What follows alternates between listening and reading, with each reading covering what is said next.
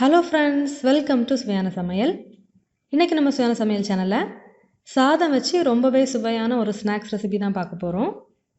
வாங்க வீடியோக்குள்ளே போகலாம்.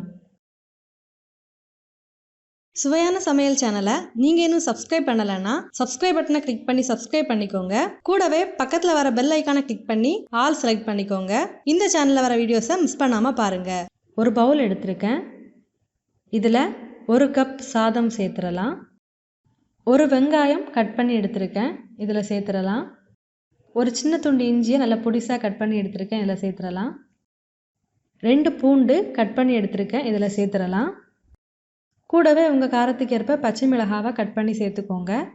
நான் இதில் ஒரு பச்சை மிளகாய் சேர்த்துருக்கேன். ஒரு 1/4 டீஸ்பூன் மஞ்சள் தூள் சேர்த்துடலாம். ஒரு 1/4 டீஸ்பூன் ஜீரகத்தை நல்லா தட்டி எடுத்திருக்கேன், இதில் சேர்த்துடலாம். ஒரு 1/4 டீஸ்பூன் மிளகாய் தூள் சேர்த்துடலாம். நீங்கள் உங்கள் காரத்துக்கு ஏற்றவாறு சேர்த்துக்கோங்க. கொஞ்சமாக கரம் மசாலா தூள் சேர்த்துடலாம். கூடவே தேவையான அளவு உப்பு சேர்த்துடலாம். இப்போது இதில் கொஞ்சமாக புதினா சேர்த்துடலாம். கூடவே கொஞ்சமாக கொத்தமல்லி தழையும் சேர்த்துடலாம். இதை நல்லா கலந்து விட்டுறலாம்.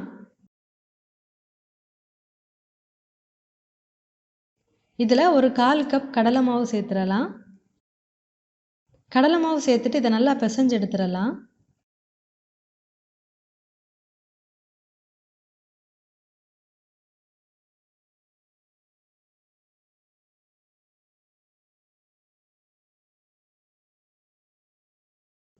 இதை உருண்டை பிடிக்க வர அளவுக்கு நல்லா பிசைஞ்சு எடுத்துக்கோங்க.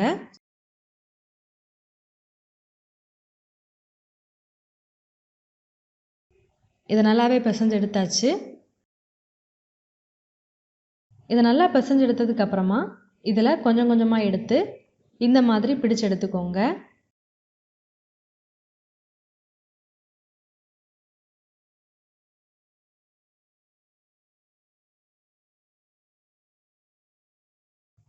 இந்த மாதிரி எல்லாத்தையுமே பண்ணி எடுத்துடலாம்.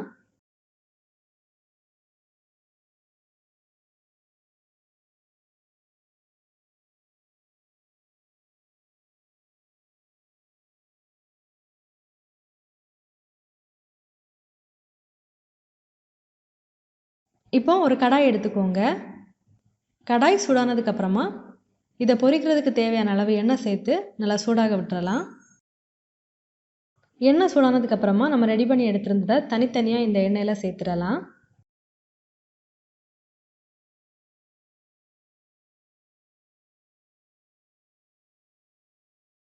இதை இந்த மாதிரி எண்ணெயில் சேர்த்த உடனே கரண்டியால் திருப்பி விடக்கூடாது. அப்படி திருப்பி விட்டோம் அப்படின்னா இது அப்படியே பிரிஞ்சு போயிடும். அதனால் ஒரு பக்கம் ஃப்ரை ஆனதுக்கு அப்புறமாவே இதை திருப்பி போட்டு ஃப்ரை பண்ணலாம்.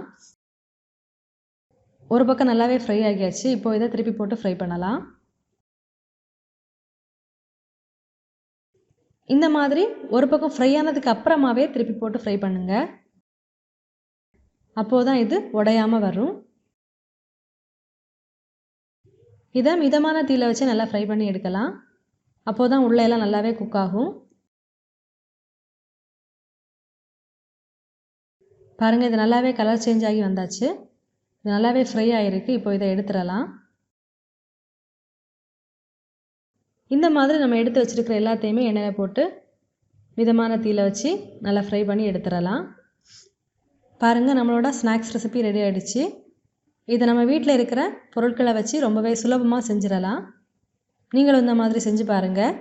செஞ்சு பார்த்ததுக்கப்புறமா உங்கள் கமெண்ட்ஸை மறக்காமல் எங்களோட ஷேர் பண்ணுங்கள்.